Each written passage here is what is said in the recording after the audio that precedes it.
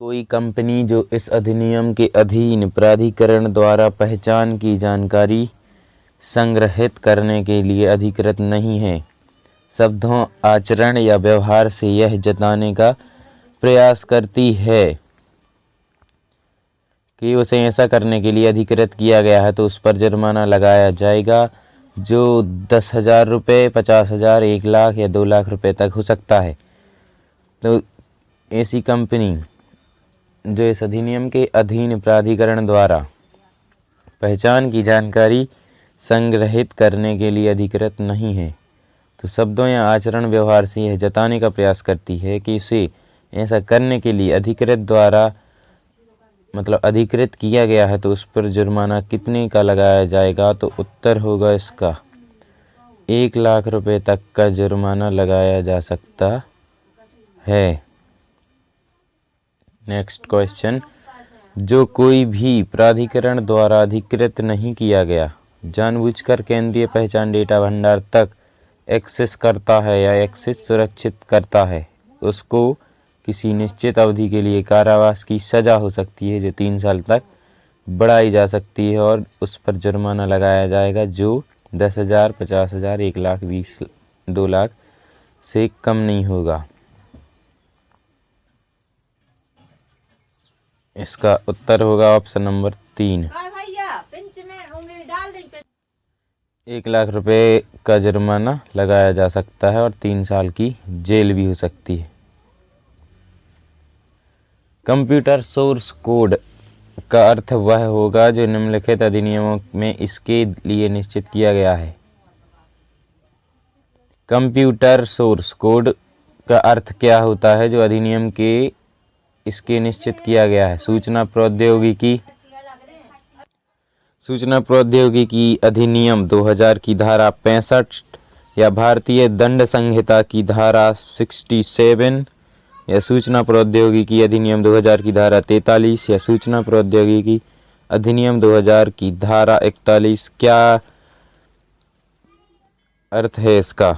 उसका उत्तर है सूचना प्रौद्योगिकी अधिनियम 2000 की धारा 65 लगाई जाती है कंप्यूटर सोर्स के अंतर्गत। या अर्थ है इसका कंप्यूटर कंटेमिनेंट, कंप्यूटर वायरस और डैमेज के अर्थ वह होंगे जो निम्नलिखित अधिनियमों में इनके लिए निश्चित किए गए हैं।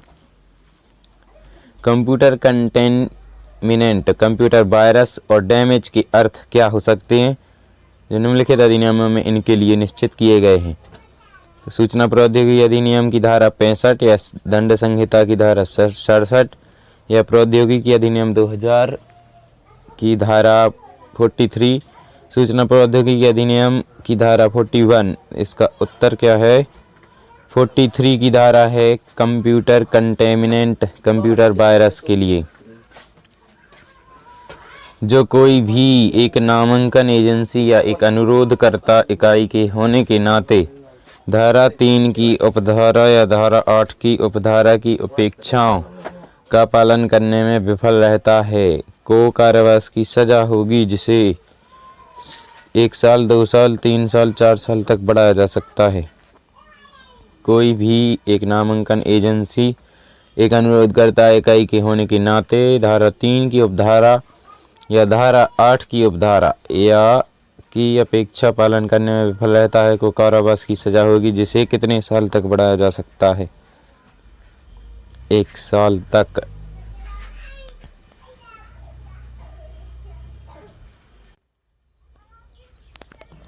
अगला प्रश्न है, जो भी सूचना प्रौद्योगिकी अधिनियम 2000 के अंतर्गत बनाए गए किसी भी नियम या विनियम के तहत कोई अपराध करता है जिसके लिए इस धारा से कहीं और कोई विशिष्ट जुर्माने का प्रावधान नहीं किया गया है, उसे 1 वर्ष के कारावास का दंड दिया जाएगा। उस पर जुर्माना हो सकता है जो कितने रुपए तक बढ़ाया जा सकता है? सूचना प्रौद्योगिकी अधिनियम 2000 के अंतर्गत किसी भी नियम के तहत कोई अपराध करता है, इसके लिए धारा से कहीं और कोई विशिष्ट जुर्माना का प्रावधान नहीं किया गया है, तो उसे दंड दिया जा सकता है या जुर्माना हो सकता है, वह कितने रुपए तक हो सकता है? इसका उत्तर होगा 25,000 रुपये तक हो सकता है। ऑप्शन नंबर 3 इसका उत्तर होगा। अगला प्रश्न है, जो कोई भी सूचना प्रौद्योगिकी अधिनियम 2000 के तहत किसी भी नियम या विनियम के तहत अपराध करता है जिसके लिए इस धारा से कहीं और कोई विशिष्ट जुर्माना प्रदान नहीं किया जाता है, वह दंडनीय होगा। यहाँ कुछ दंड दिए गए हैं। ऑप्शन होगा पहला, एक अवधि के लिए कारावास जो 1 वर्ष तक बढ़ाया जा सकता है। एक जुर्माना 25,000 रुपये तक हो सकता है। तो किसी भी नियम के तहत अपराध के लिए, तो पिछले प्रश्न में हमने पढ़ा है 25,000 रुपये किसी भी नियम के अपराध के लिए।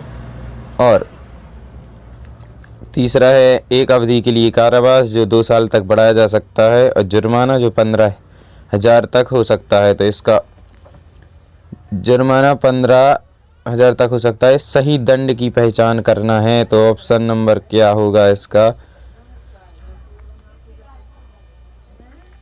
सही दंड क्या है? तो इसका आंसर है 1 और 2।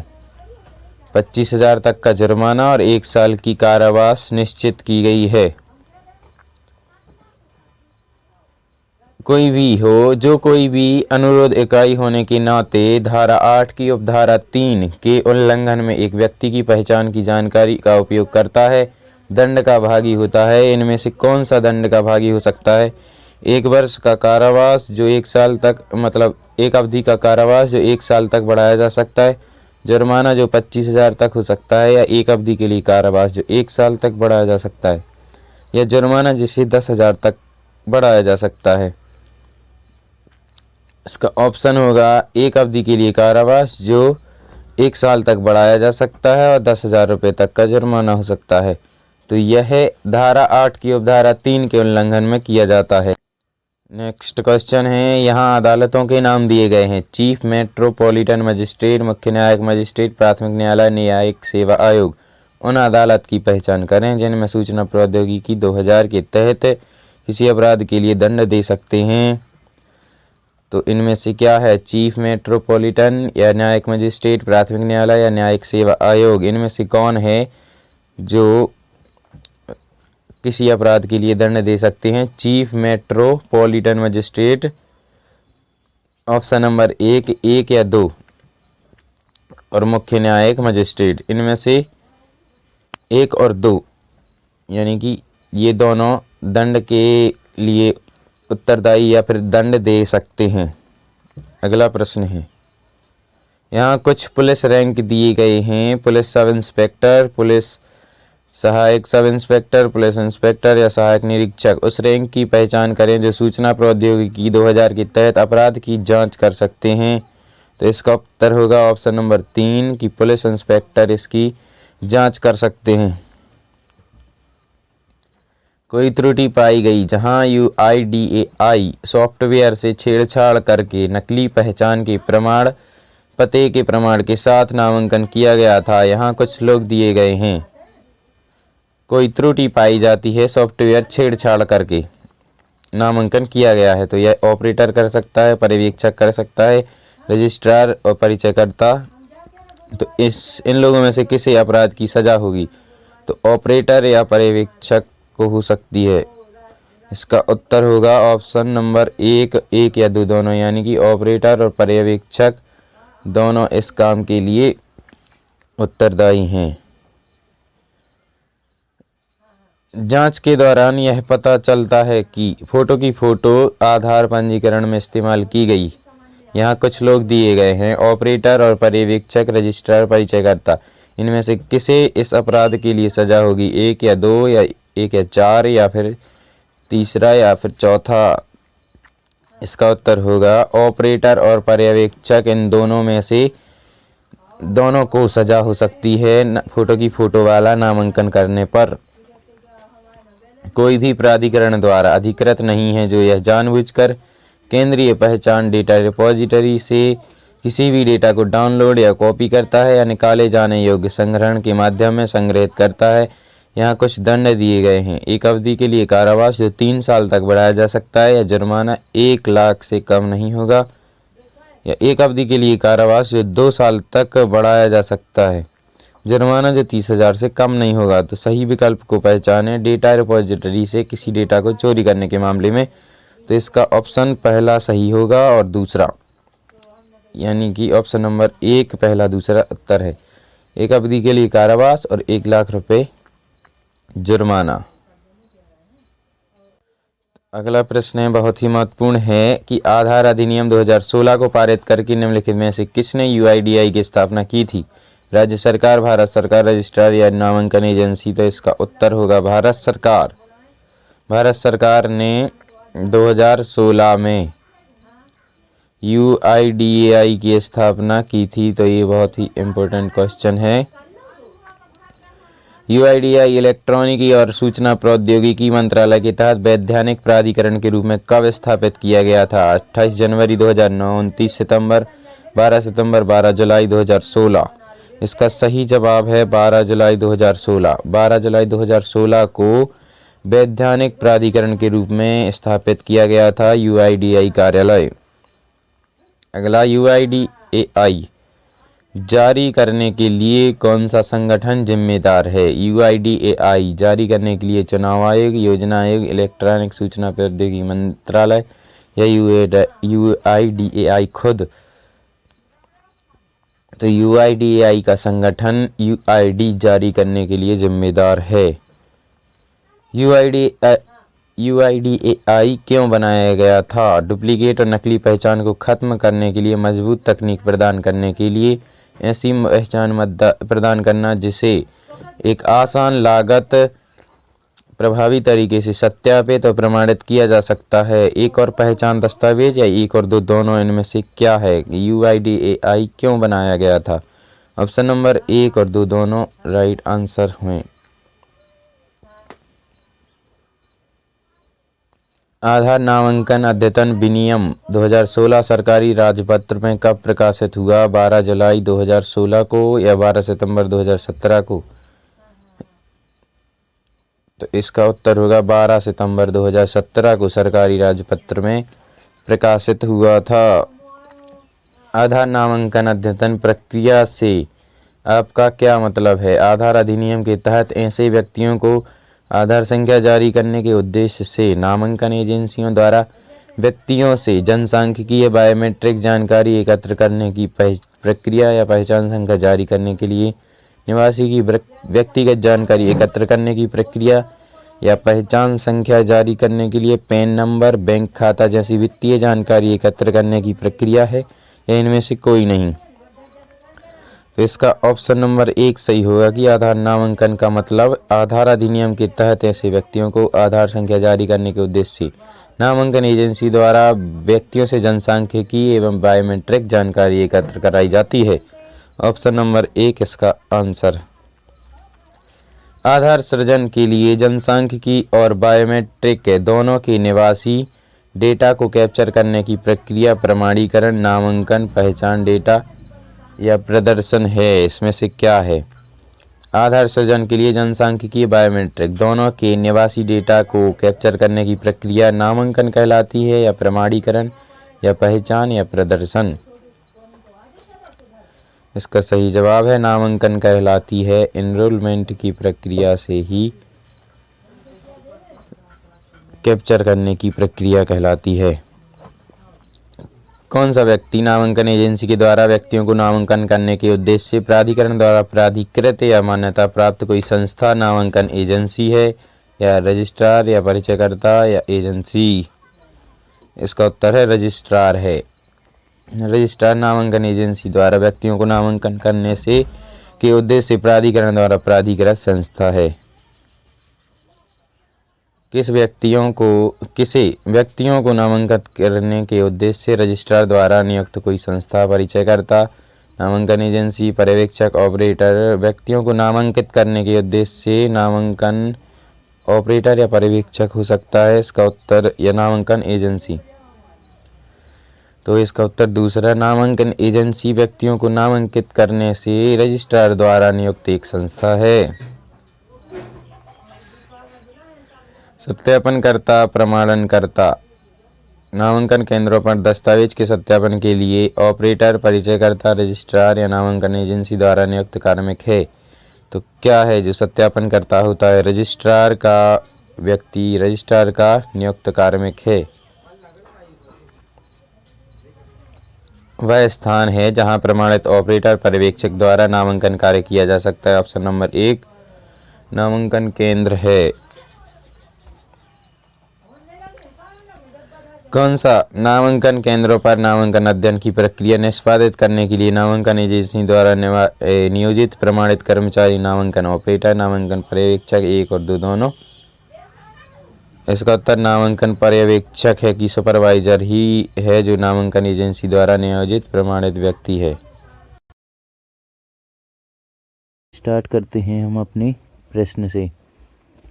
पहला प्रश्न है, ऑपरेटर पर्यवेक्षक अन्य ऑपरेटर को उसके लॉगिन क्रेडेंशियल का उपयोग कर उनके नामांकन क्लाइंट पर लॉगिन करने की अनुमति देनी चाहिए।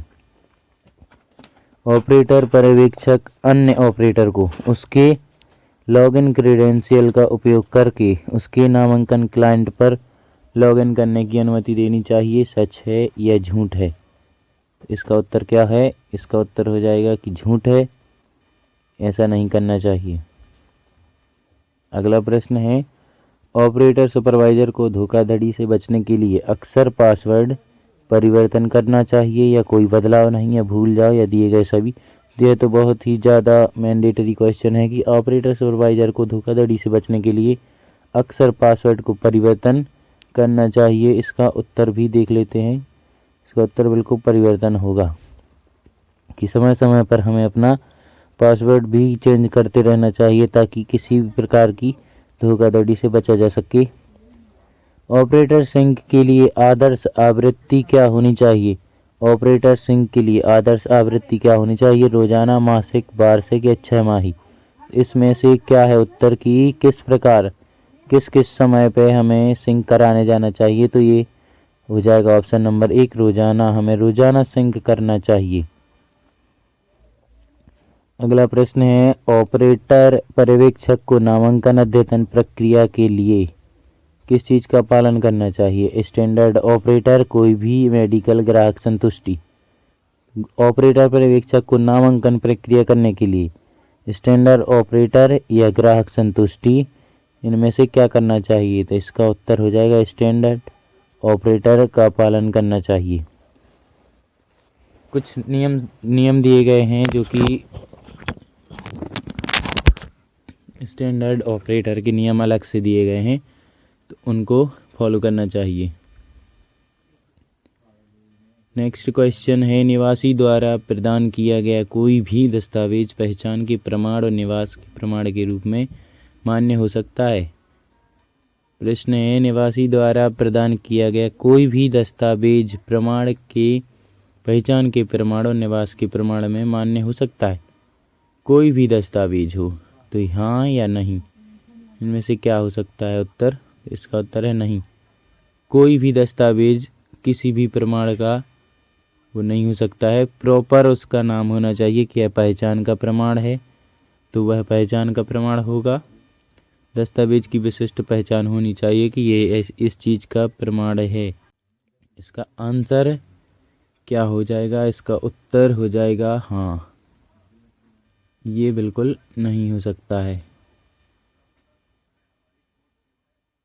अगला क्वेश्चन है, नामांकन अद्यतन प्रक्रिया के दौरान किसी भी सह ऑपरेटर पर्यवेक्षक के किसी धोखेबाजी की प्रक्रिया के मामले में किसे सूचित किया जाने की आवश्यकता है? अधिकार को, निवासी को, पुलिस को या संसद या विधायक? इनमें से किसे सूचित किया जाता है? नामांकन प्रक्रिया के दौरान किसी भी ऑपरेटर पर्यवेक्षक के धोखेबाजी की प्रक्रिया के लिए किसको सूचित किया जा सकता है?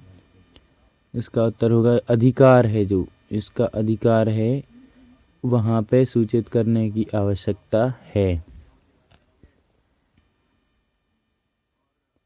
नामांकन फाइल या बैकअप किसके दिशा निर्देशों के अनुसार भंडारित किया जाना चाहिए? प्राधिकरण के, निवासी के या पुलिस के या परिवार के? तो किसके दिशा निर्देश के अनुसार? तो ये बिल्कुल सरल है कि प्राधिकरण द्वारा बनाए गए दिशा निर्देशों के अनुसार भंडार किया जाना चाहिए। अगला प्रश्न है, बायोमेट्रिक अपवाद के मामले में नामांकन कर्मचारी द्वारा निवासी के प्रति उसकी भावना के अनुरूप सुलझाए जाने चाहिए। बायोमेट्रिक अपवाद के मामले में निवासी के प्रति उसकी भावना के अनुरूप सुलझाने चाहिए। सही है, गलत है, दुविधा के बाद, या इनमें से कोई नहीं। इसका उत्तर हो जाएगा कि किसी दुविधा के बाद भावना के अनुरूप ही सुलझाए जाने चाहिए। ऑप्शन नंबर 3 इसका सही जवाब होगा। दोस्तों, आपको एक बार मैं बता दूं कि ये वो क्वेश्चन है जो आपको आधार ऑपरेटर सुपरवाइज़र के प्रश्न पत्र में बहुत ही मददगार होंगी। तो आपसे रिक्वेस्ट है कि अभी तक आपने वीडियो को लाइक नहीं किया हो तो आप लाइक कर दीजिए और शेयर ज़रूर करें। नामांकन अद्यतन डिवाइस के जीपीएस समन्वय की आवश्यकता कब पड़ती है? नामांकन अद्यतन डिवाइस की जीपीएस समन्वय की आवश्यकता कब पड़ती है? रोज नामांकन अद्यतन गतिविधि शुरू करने से पहले या दिन के अंत में एक बार गतिविधियों को पूरा करने के लिए, या महीने में एक बार, या नामांकन डिवाइस खरीदने या खरीदते समय। तो कब हमें समन्वय की आवश्यकता होती है? इसका उत्तर है रोज नामांकन अद्यतन गतिविधि शुरू करने से पहले जीपीएस समन्वय कर लेना चाहिए। नेक्स्ट क्वेश्चन, क्या ऑपरेटर सुपरवाइज़र एक ही आईडी का उपयोग करके एकाधिक नामांकन मशीनों पर काम कर सकता है? हाँ या नहीं, या हाँ जब तक पता नहीं चलता, या दिए गए सभी विकल्प। तो एक ही आईडी से ज़्यादातर मशीनों को नहीं चला सकते। इसका उत्तर दूसरा होगा, एक आईडी पर एक ही मशीन चालू हो सकती है। ऑपरेटर सुपरवाइज़र को बेहतर अभ्यासकर्ता के रूप में अपने सभी खातों के लिए एक ही पासवर्ड का उपयोग करना चाहिए। ऑपरेटर सुपरवाइज़र को बेहतर अभ्यासकर्ता के रूप में अपने सभी खातों के लिए एक ही पासवर्ड का उपयोग करना चाहिए। ऑप्शन नंबर 1 है नहीं, पासवर्ड अक्सर बदला जाना चाहिए। ऑप्शन नंबर 2, याद रखने और प्रयोग करने की सुविधा के लिए या अपनी सुविधा अनुसार, या दिए गए सभी विकल्प। तो इसका उत्तर हो जाएगा कि नहीं, पासवर्ड अक्सर बदला जाना चाहिए। इसका सही जवाब होगा ऑप्शन नंबर 1 की पासवर्ड को हमें समय समय पर बदल लेना चाहिए। धोखाधड़ी के किसी भी मामले में ऑपरेटर पर्यवेक्षक से निवासी को पैसे मांगने चाहिए? नहीं। धोखाधड़ी की सूचना प्राधिकरण को देनी चाहिए, या फिर हाँ, धोखाधड़ी से नामांकन अद्यतन पूरा किया जाना चाहिए, सूचित किया जाना चाहिए, नहीं किया जाना चाहिए, इनमें से कोई नहीं। तो प्रश्न है, धोखाधड़ी के किसी मामले में ऑपरेटर पर्यवेक्षक से निवासी को पैसे मांगने चाहिए? तो नहीं मांगने चाहिए, धोखाधड़ी की सूचना प्राधिकरण को देनी चाहिए।